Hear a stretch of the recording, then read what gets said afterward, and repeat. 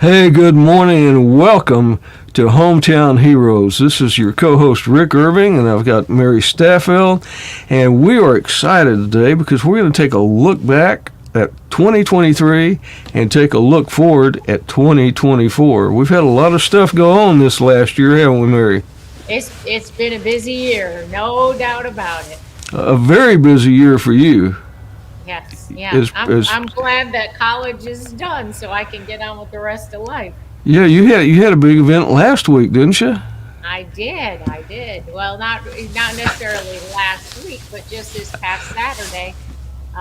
Saturday. So graduation was supposed to be Friday, and the ceremony for the outstanding graduates in the College of Business at Tarleton State University down in Stephenville. So even though I went to college either online or here at the campus on Chisholm Trail in Fort Worth, the graduation was in Stephenville. And You had to go to Stephenville to the graduation? I went to Stephenville for the graduation. We were all out on the field. So they do it on the field so they don't have to limit the number of family members that can come. So they do it outside. But so the graduation was supposed to be Friday at 3 o'clock, and the outstanding graduates ceremony was supposed to be at 12:30. So the day before they moved the day before they moved the graduation to Saturday at 3 because the weather coming in was going to rain all day Friday, which it did.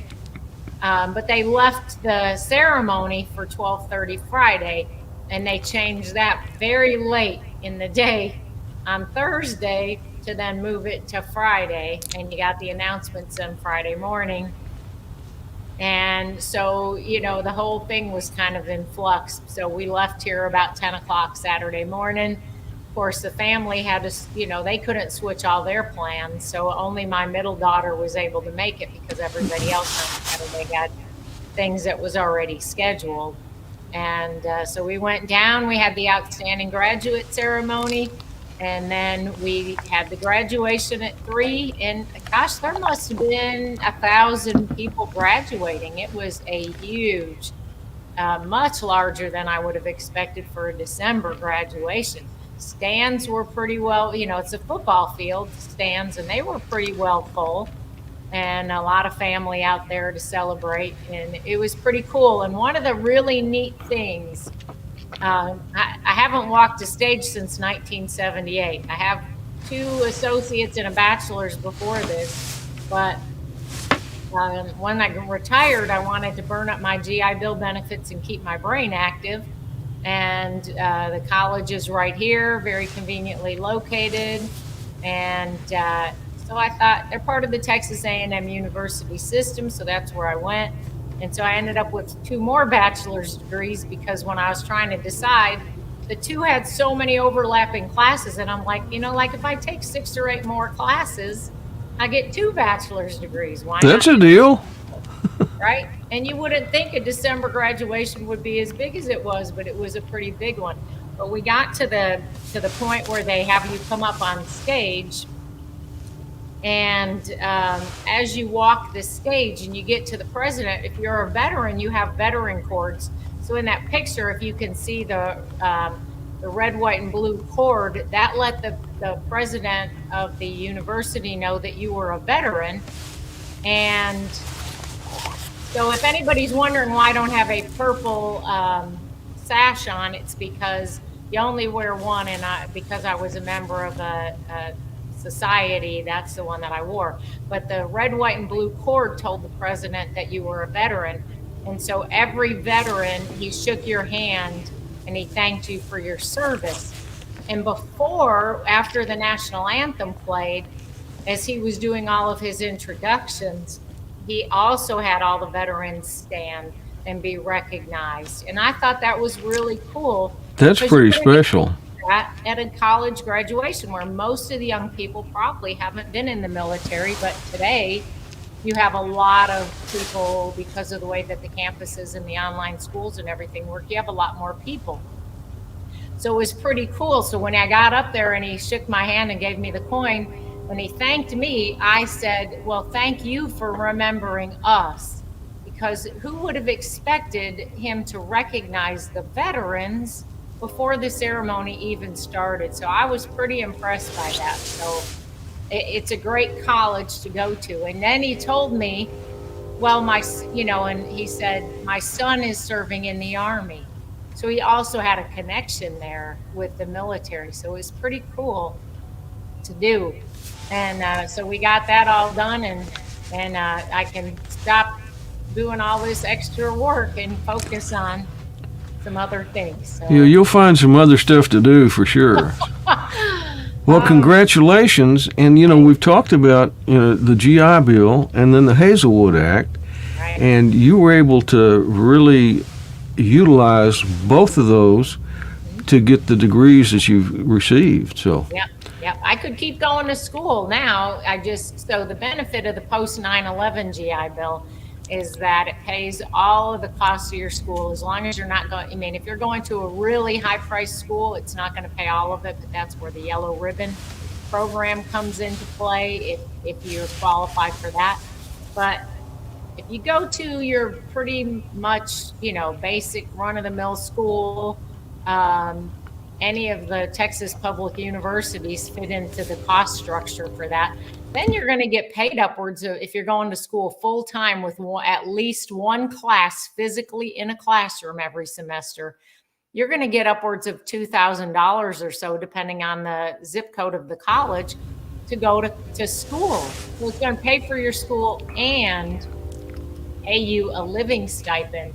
So it's really good for young people to understand what's out there. And if you're a Texas veteran, you also will get 150 hours at a Texas public university. That's not a TCU, a Baylor, an SMU, a Texas public university. That's 150 hours of no tuition or fees charged. And it doesn't pay you a living stipend, but it's better than absolutely nothing. So a lot of reservists depend on that because they don't have enough active duty days outside of basic and tech school to qualify them for much of post 9/11. But if they qualify for some, they can stack there's all kinds of things they can do with this.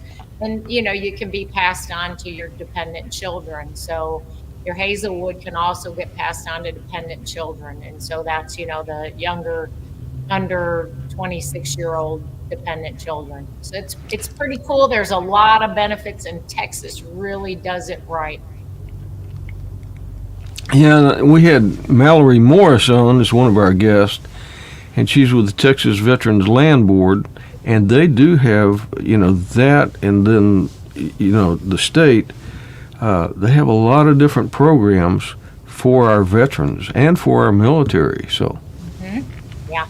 Yeah, it's a great state to be a veteran in. So, the thing with the Hazelwood, of course, a lot of the Texas benefits a veteran can qualify for, whether or not they initially enlisted in Texas. The Hazelwood's a little bit funny because you have to have initially enlisted in the state of Texas. Your home of record has to be Texas, and you have to have exited the military in Texas. So how do you get around that if you're a kid like me? And I went and joined up through Chicago. So when I entered through Chicago, and when I got out, I was in Texas. But when I came back in the military, then I went on a deployment that qualified me for a DD 214, and that DD 214 is what qualified me for the Hazelwood. So you just kind of got to know how to do it. And, that's one of the things I always told folks when I was still serving. I can teach you how to go to school for free. I could still teach them how to go to school for free today. Yeah, you were well versed on helping people find the benefits, and you still are. I mean, that's one of your great gifts, is to be able to maneuver and know how to help people. Yeah, that was what I did in the military before I became a first sergeant. I was in education and training, so that was my job. So I can help folks, and I try to continue to use that, and I try to stay up on the current things because they are important. A lot of the veterans don't have any idea. There's veterans in our own group in roll call that have a 214 that has all that information, and if they just wanted to go back to school because they want to go get a a bachelor's, a master's, a PhD, whatever. They could go back to school. Or just take classes. They could just keep your mind active. You know, the mind is like the body. You got to exercise both of them as you age. That's right. Yeah. We have a new skipper. You've met him, so tell us a little bit about Bo Huffstetter. He seems like I haven't got to spend a lot of time with him. I'm going to meet with him in January to really get to know him. But I have spent some time with him a couple of different occasions, and he just seems like a genuinely good guy. We really wanted to make sure that we could still do our April luncheon on base, because our folks have come to really love that one, where Captain McLean really literally rolled out the red carpet for us, brought static displays out, made a cake, like 5 foot by 8 foot cake, and really did it right. And before he left, he promised me that his replacement was going to be able to continue that tradition. And, you know, of course, you just never really know. And I took Jack Stowe, one of our World War II vets, and Jack is just so precious. He's cooking lunch for folks every Tuesday, which is why we haven't had Jack on yet, because folks would love to hear Jack on this show. So we just got to figure out a time for that. But Jack went in at 15. He's a World War II veteran, and the base contacted me before the Pearl Harbor celebration on base to see if we could bring some folks out. And I brought Jack out. And he actually went up at the time in the chapel when it was time to put the wreath up to commemorate Pearl Harbor. Jack was the one that did that. But on the way there from Jack's house, I was talking to him about the new skipper. We were having that conversation, and we were talking about the April lunch. And I said, I don't know, Jack, just may boil down to one of you guys saying something to him to make sure he knows how important it is to us. So after the ceremony, I was talking to somebody else, and Jack was up there getting his picture taken with the captain and having a conversation. And then when we got back in the car, he said, hey, I mentioned to the skipper how important that luncheon was to us on base. And he said, I asked him, are you going to continue that? And the skipper said, yeah, we'll continue that. So I said, okay, we're going to hold him to that. That's good. I watched a podcast, the Veterans Impact Show, last Saturday, and they had the new skipper on there. Really got to learn a lot more about him. And then I think the week before, Brant Ringler with ESPN that does Armed Forces Bowl, he was a guest on their show, and he talked about roll call and about the luncheon and having all the veterans there from roll call. So we got a lot of good support from people. We do. And the Armed Forces Bowl luncheon this Friday, they actually, and I'm not sure who funds it or where it comes from. You know, you don't look a gift horse in the mouth, and you don't ask a lot of questions when you get a call. And you say you get 3 tables, 8 seats each. You can bring 24 folks. You know, heck, we're going to fill 24 seats, and that's a lot of meals at $50 a meal. So it is, and we are so appreciative, because some of these guys would not go if they had to pay for that. Some of them couldn't do it. Some of them could, but it's really more about that being together. So we have a table of World War II and Korea. We have a table of Vietnam. We do have one Korea guy at that table because we ran out of room at the other table. And then at the third table, we have kind of all the others. But I think we even have a Vietnam vet at that table because, again, as we ran out of room at some of the tables. And I always want to try to include roll call folks that aren't we have that group of roll call vets that every time we do something, they're always there. Right. It doesn't make the other folks necessarily feel like they're always being included. So I just try to look for, as I put it out, and I put it out as a first come, first serve kind of a thing. But I try to look at who has not had an opportunity to do some of these really special things outside of the World War II guys. Those guys are always going to get, the preference because we really don't know how much longer we'll have any of those guys, and really Korea too. But when it comes to everybody else, I want to try to get as many people involved as we can. Just like when we had Paul Kessler on, or Paul, um, yeah, That's um, Paul. Yeah. yeah. So we were talking about the Holocaust Museum, and he said, yeah, they said, let's do this. So, again, I want to try to get folks out that we don't typically get out. So if they come once a month to the lunch, that's great. But how do we get them out a little bit more often? Some of these guys, it's hard to get them to get out. And we want to do that more. So anytime somebody makes an offer that we can take folks places that are outside of the luncheon, we are gonna jump on that. And that's a good way to get them out, but it's also a good way for them to meet other people and start building some of those relationships. Right. You Yeah, know, because at the it's luncheon, you see it, you take the pictures, you could look back at picture after picture, and it's the same 8 people sitting at the yeah, same table at the lunch. So that's a great point, because we may be able to make some other connections that they need to make. yeah, because you're right about that. You know, I know this group sits over here Uh-huh. every month. You know, one guy will get in there and save the table, or I know that on the right side, these people are sitting there. Every once in a while, somebody sits where they don't usually sit. It surprises me. Right. Wait, what are you doing over there? Yeah. Yeah, But, that's true. but we had a great luncheon this last month. Well, this month, just a week or so ago, and Yeah. had some good entertainment and had a lot of good door prizes. Yeah, the 8th of December, that was it was really special. We not only had the entertainment, because we do that in December. And by the way, if you're out there watching or listening to this, and you know of somebody that we can start looking at early for for December 2024, uh, let us know, because the USO style kind of tour things are really neat, where they do a little talk and a little bit of comedy mixed in with some singing and dance, and that's really kind of cool. And the Silver Sisters, though they're a lot smaller group than they were, that everybody just still really enjoyed them. And Brad, he does such great music, Brad Thompson.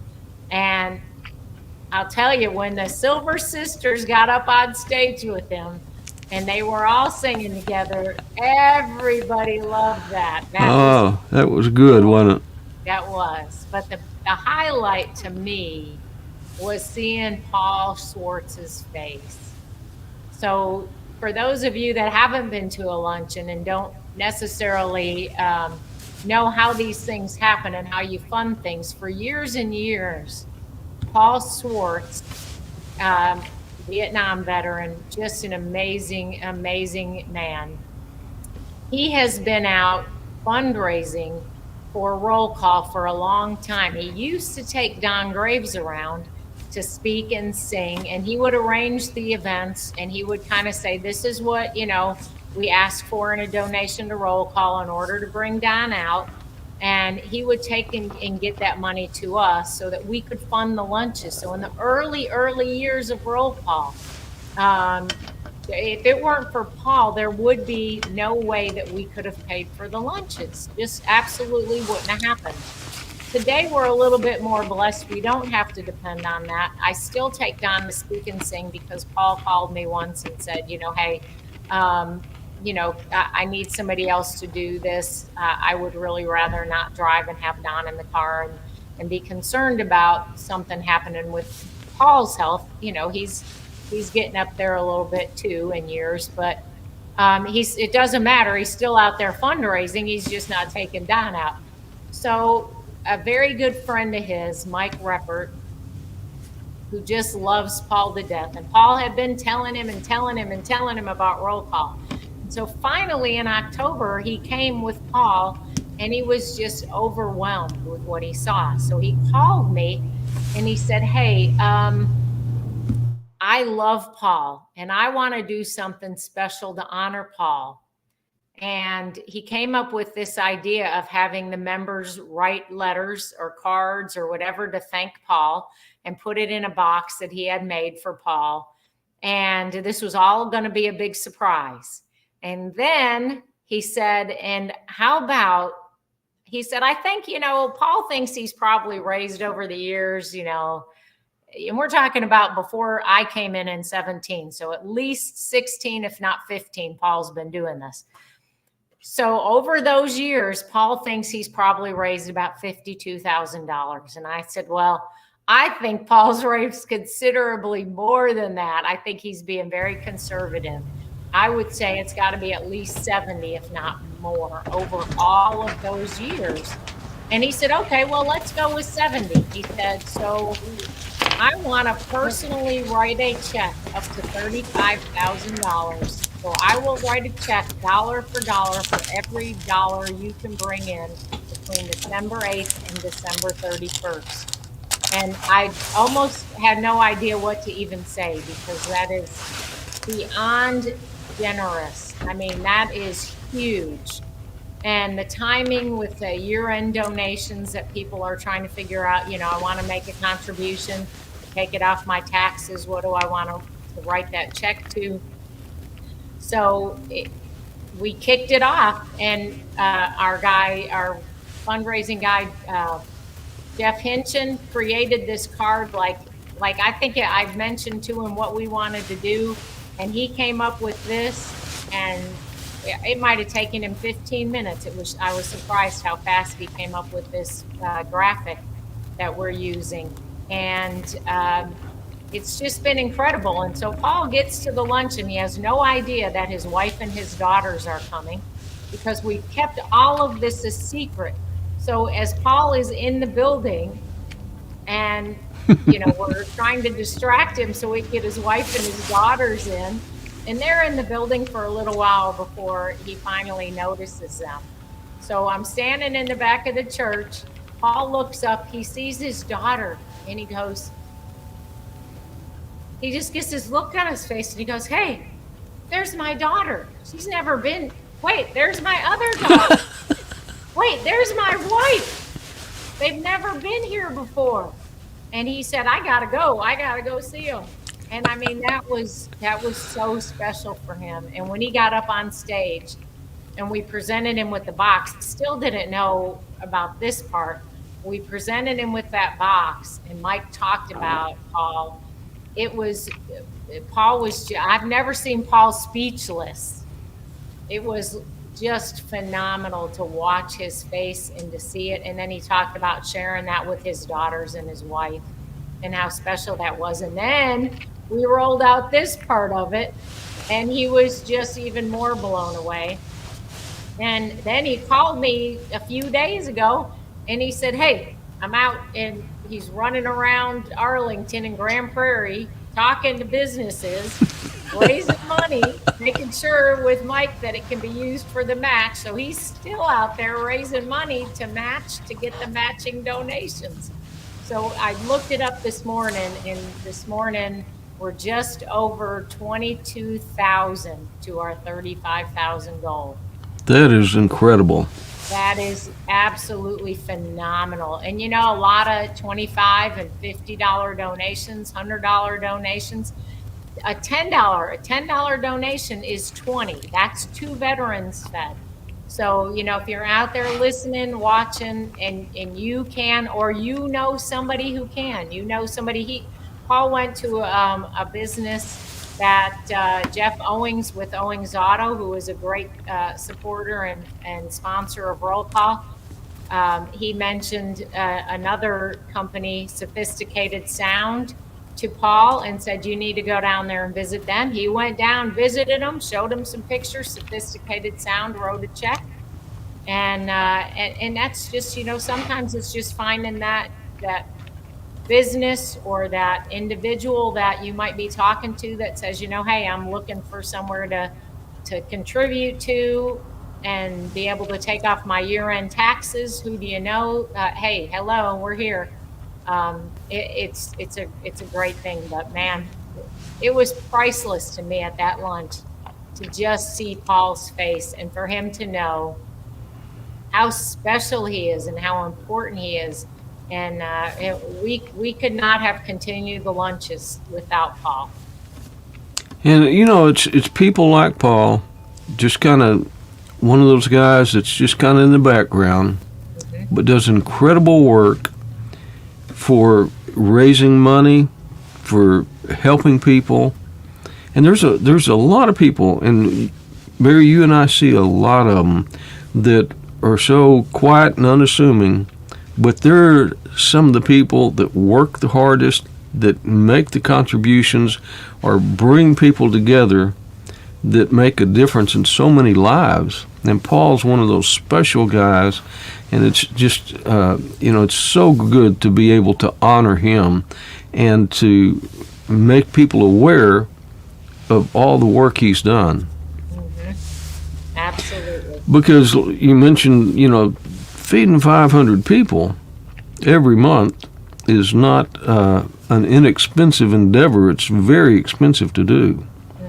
So it takes a lot of money to fund that. And Paul and Don have been so instrumental in getting us where we are today.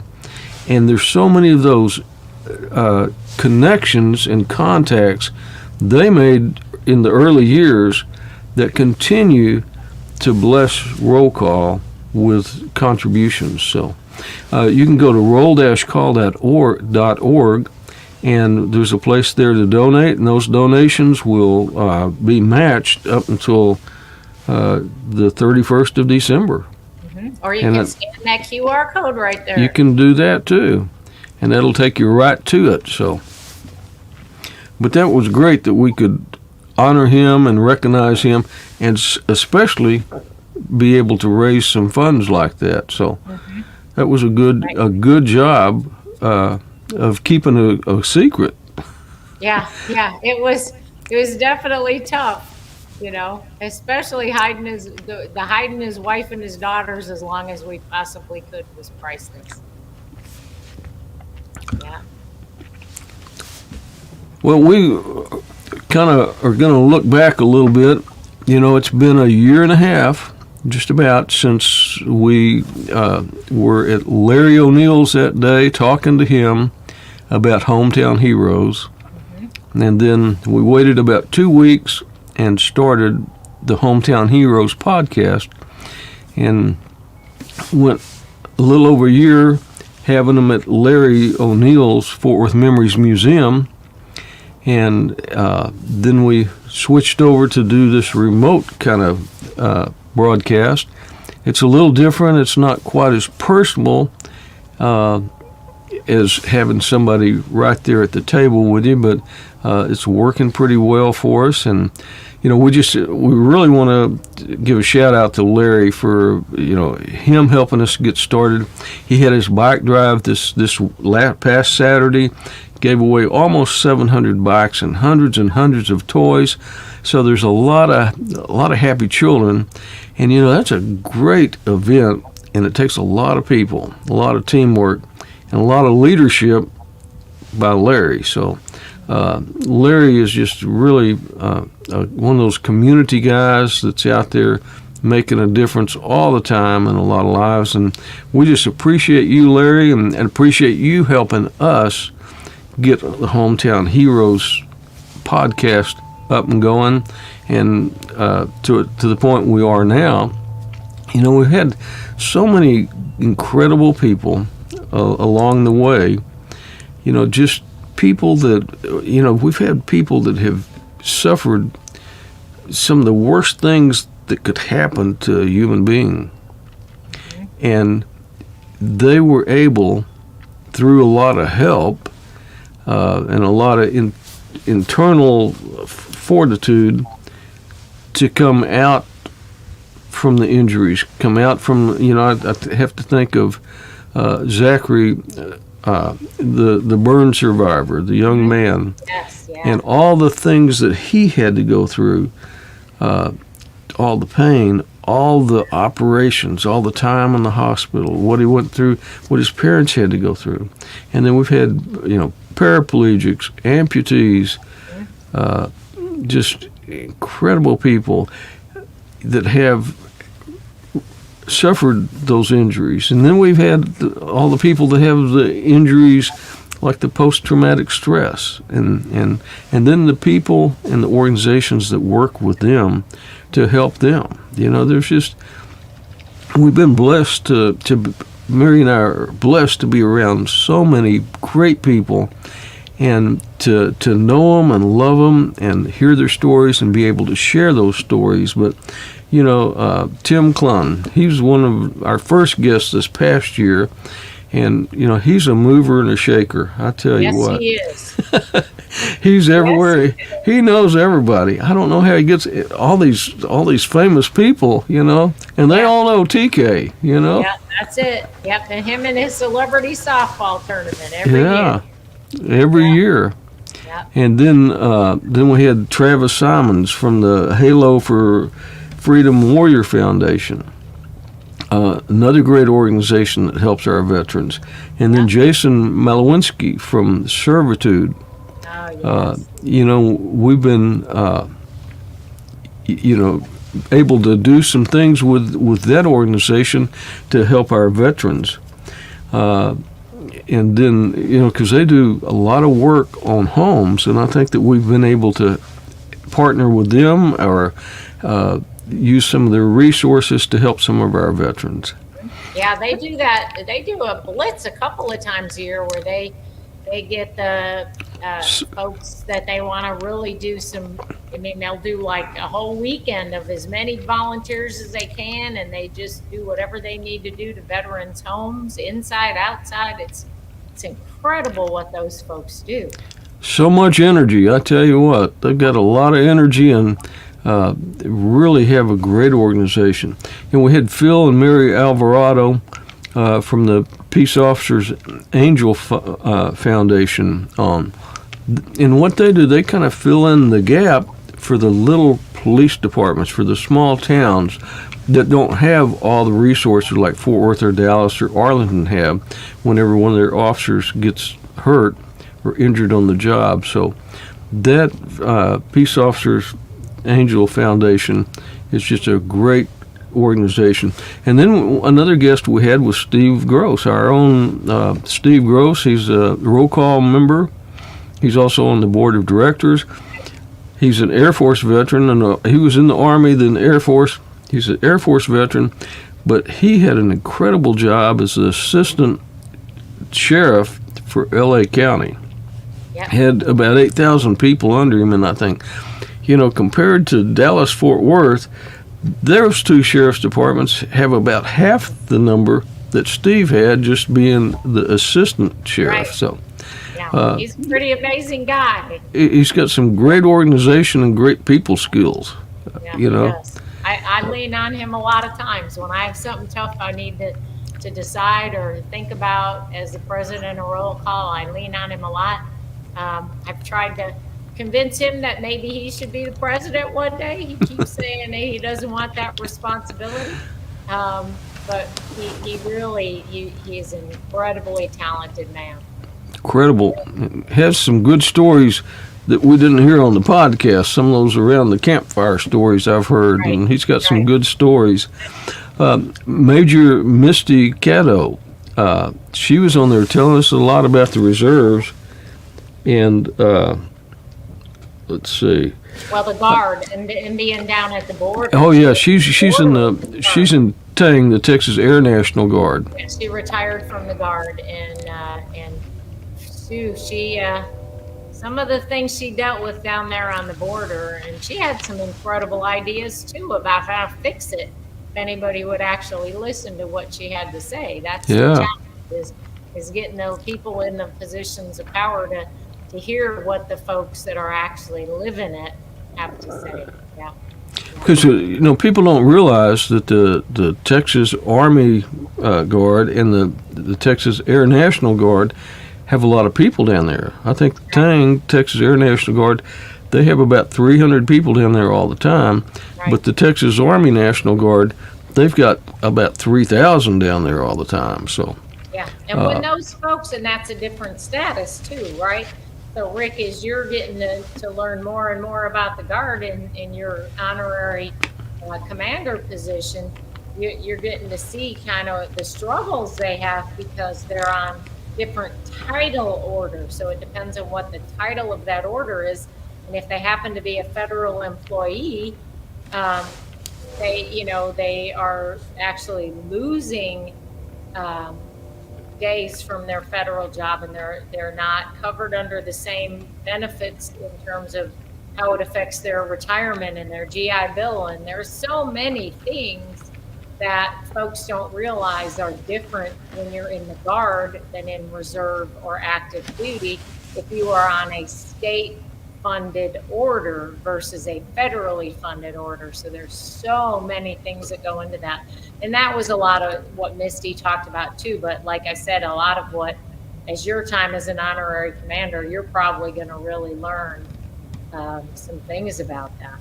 Yeah, because that's, people are taken away from their homes and their jobs and then go down there for a year of, duty.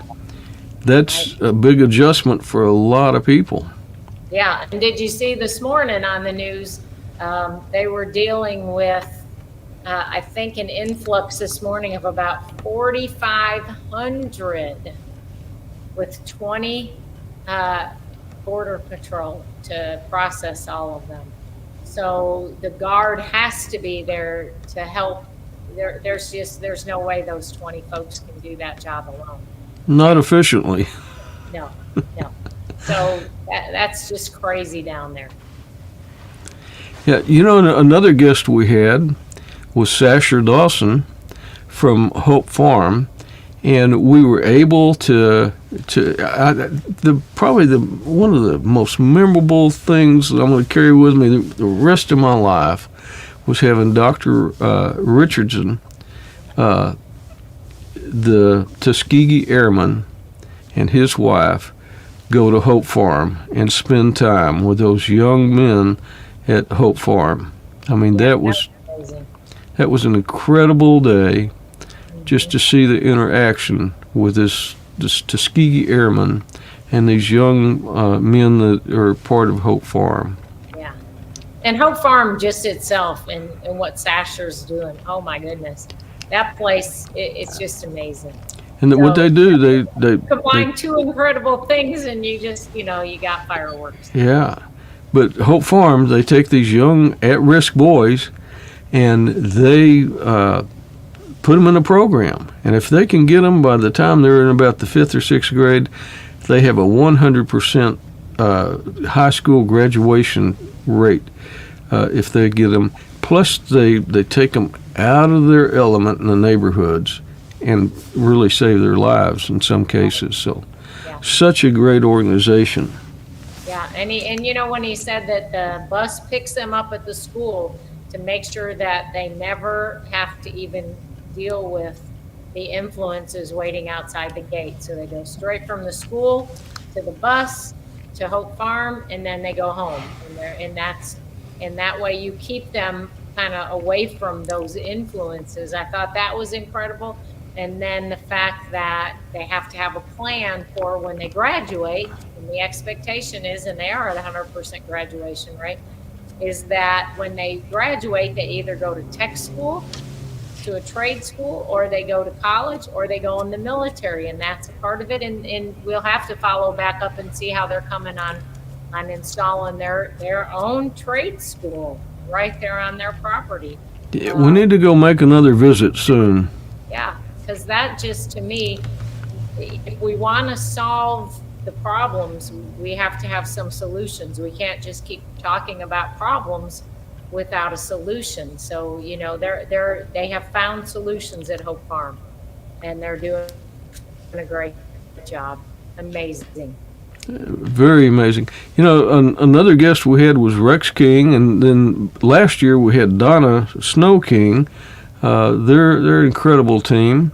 They do a lot of work with the rodeo, with high school rodeo, and then they've got the high school rodeo, the royalty, the rodeo queens.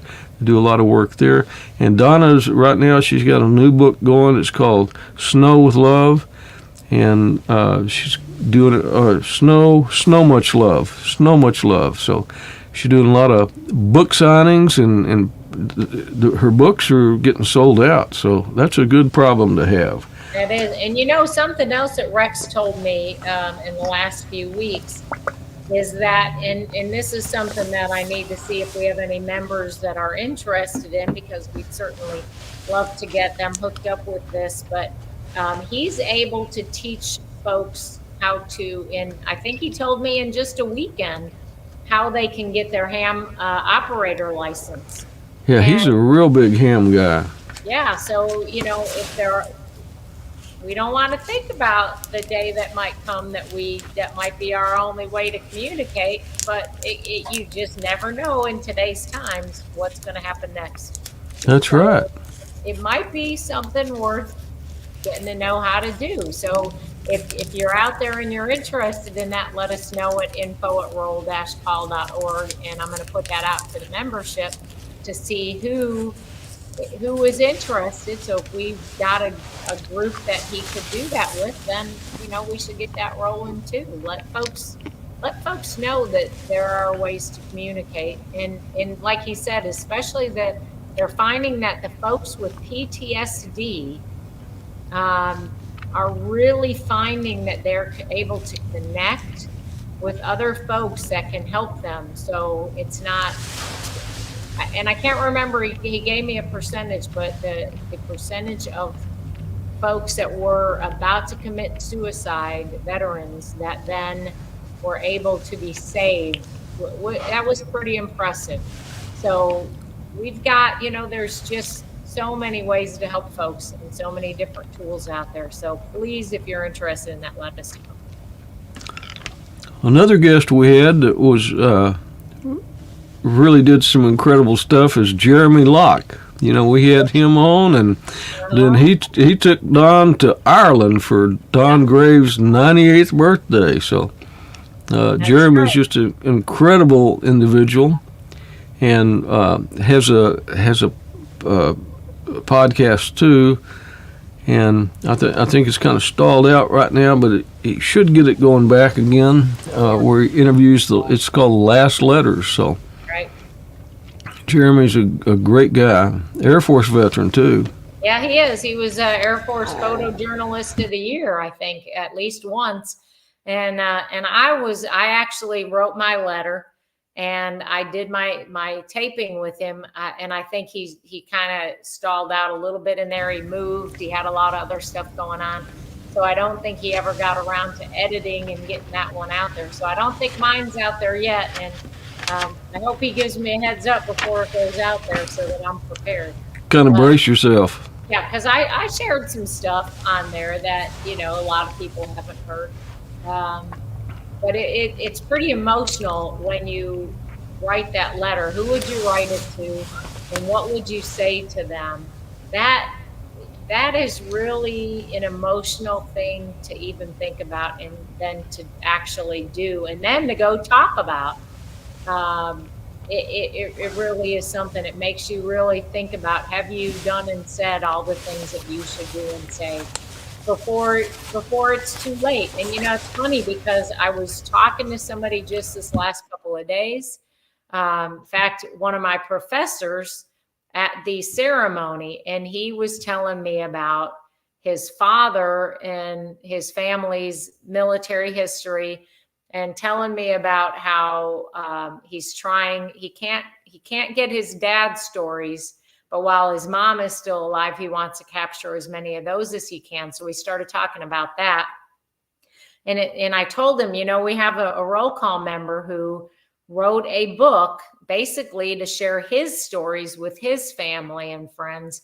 And he sent me a copy of it. And then when he sees me at the lunch, he always says, now it's your turn. You got to do this.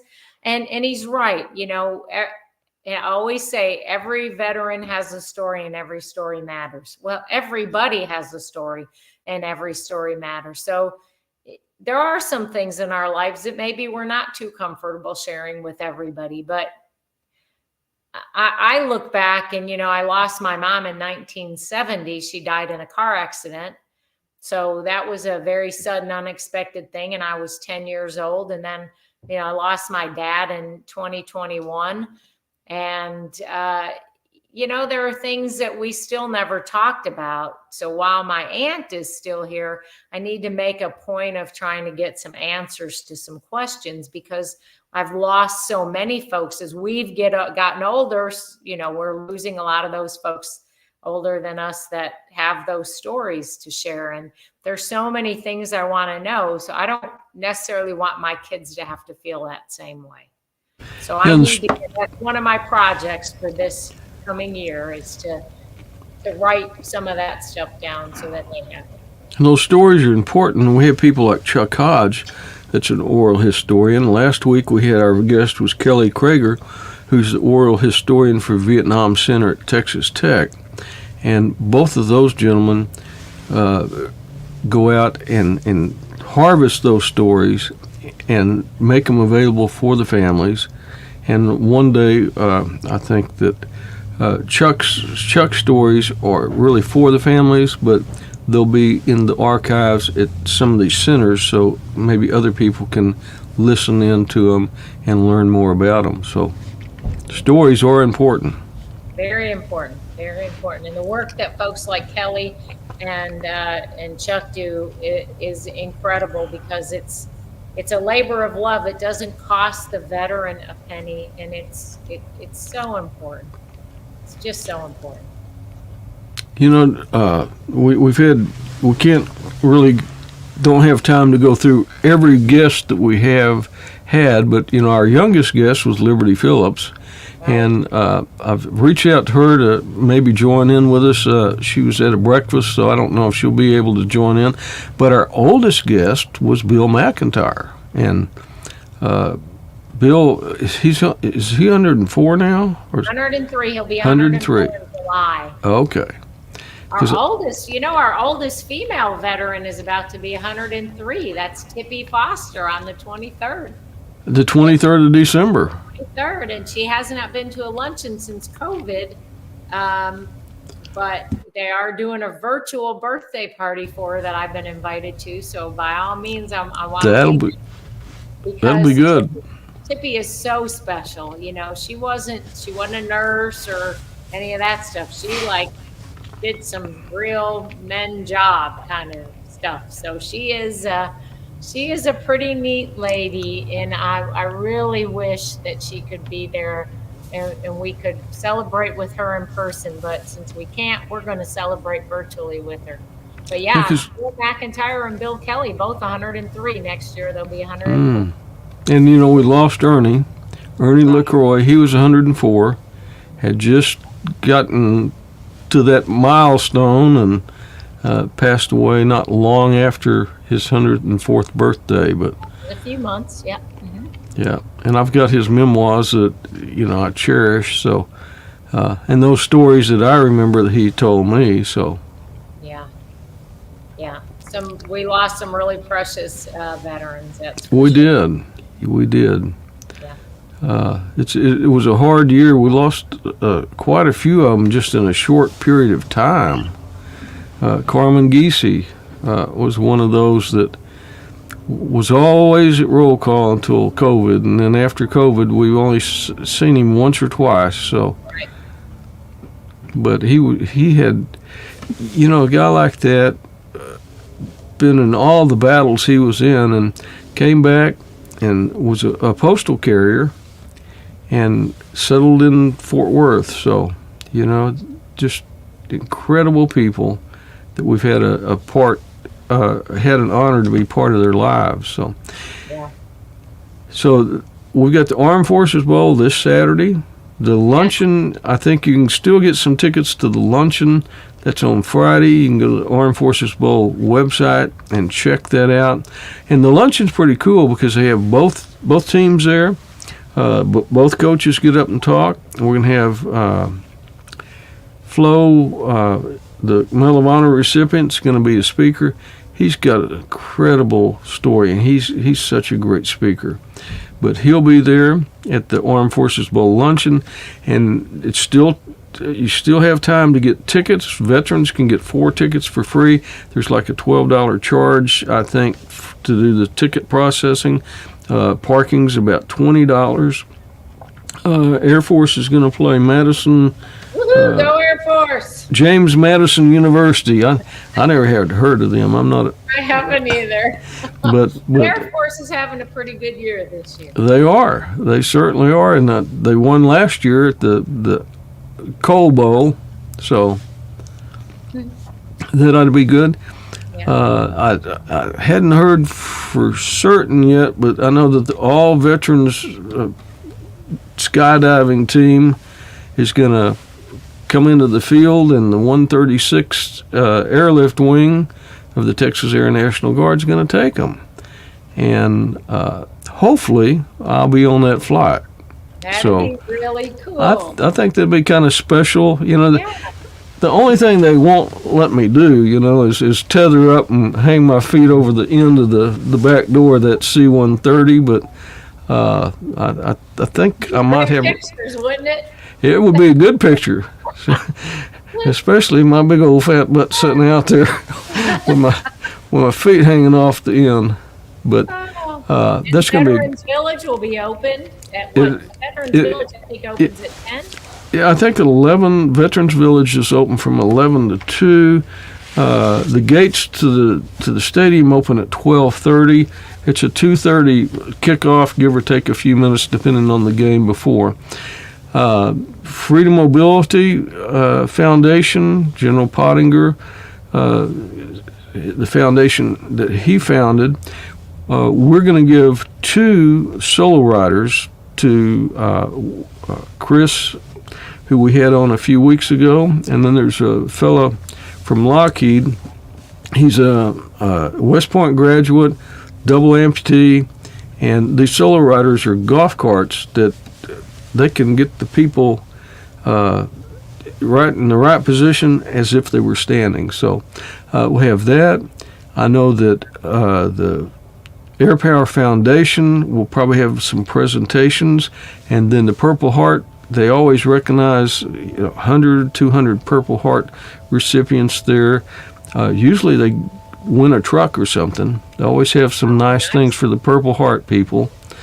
And so it's just going to be a great game, a great day, and the temperature is going to be a lot warmer than it was last year at 12 to 14 degrees. So, and then remember that we have the matching donations. If you donate $10, it'll be matched. If you donate $1,000, it'll be matched, and those donations go to roll call. So a lot of exciting things to end the year, and a lot of exciting things coming up in 2024. Roll call will just keep growing and growing, and we'll have a good time at the luncheons. Have some good programs, good speakers. We've had 2 Medal of Honor recipients so far that have been speakers at roll call. Had a lot of our roll call members that have told their stories. So we're anxious to hear some more great stories this year. And there's a lot of work to do, a lot of veterans, a lot of military that need to have our help, our love, and our support. We've in the 1st of December, we had the Holidays and Heroes, and had a great party at the base and gave gifts to over 120 families this year. So everybody had a good time. Carrie Ortigal is so instrumental in helping our veterans and our military, our reservists, and our families. And we just wish the best for Carrie and Bob this holiday season. Yeah, I think she's probably taking a little breather. They just ended the gingerbread house competition.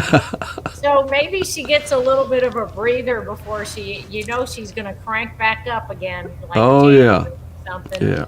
to get ready for 2024, because it takes her the whole year to get ready for that. That's right. It's so It important. just like with the Air Power Foundation and Wanda Cox and all her team, as soon as they finish one skyball, it's start planning for the next one. So Right. the work is never done. It's not, but you know what? There's a lot of, as you said, I think in the beginning, is when we all come together and we all get to know one another, whether it's through roll call and hometown heroes and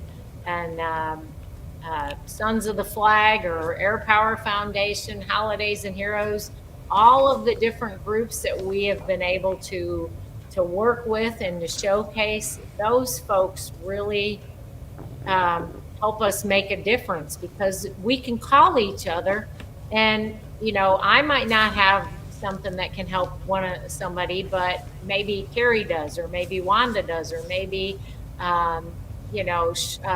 Sherry. I could reach out to any number of different people, because we all try to work together with one goal. It's not about saying that we're better than anyone else. We're all veteran service organizations doing our best to serve the veterans in this area. And whatever we can do, we're willing to work. We work together with everybody, and they work with us. So, they had something going on base. They sent it to their power council, but they sent it with like 1 or 2 days notice. Well, that wasn't something that they could have pulled off in 1 or 2 days. So then they sent it to me. I sent it out to our 1,500 people to say, hey, guys, if you can help, here's what you need to do. So, we all work together. I put out that the food pantry needs food, and folks, Larry Allen with the Wreaths Across America and Republican Women's Group, and doggone, everybody is telling their people, and all of a sudden we fill the food pantry. So it's really about how do we help one another to make sure that the veterans in North Texas have what they need and have the help they need. And that's what we're here for. And that was the idea long ago that Larry brought up about we need a single point of contact. And so with Hometown Heroes, Rick and I hope that we have been able to bring some things to light that maybe some folks out there didn't know about. And if it helped one person, that they could go fly fishing, or they could go hunting, or they could go to the Adaptive Training Foundation, whatever it is, if you found something from something that we were able to showcase, or someone we were able to put on this show, then it was all worth it, I'd say. That's right. Yeah. Because, there's strength in numbers, and there's real strength whenever we can combine the forces of different organizations, because we can help more people at a deeper level than if just one organization's out there trying to do it. Amen. And we look forward to 2024 and helping a lot of other people. Next week we're going to take off between Christmas and New Year, but we'll be back the first of the year with some more exciting guests, and some that will be those kind of guests, and you think, wow, that is some story. That's incredible. I hope we can get Mo Baker on, because he was a POW for 5.5 years, and just some incredible stories in North Vietnam and out of North Vietnam. He's a dear friend and an Air Force veteran, 4 Silver Stars, and a lifetime of stories. So I'll contact him soon and try to get him lined up. But yes, we need to. He's a precious, precious man. He is indeed. Well, that's a wrap for 2023. And we just appreciate so much all the people that have supported us this year, especially Larry O'Neill and all he's done to help promote us and help us get started.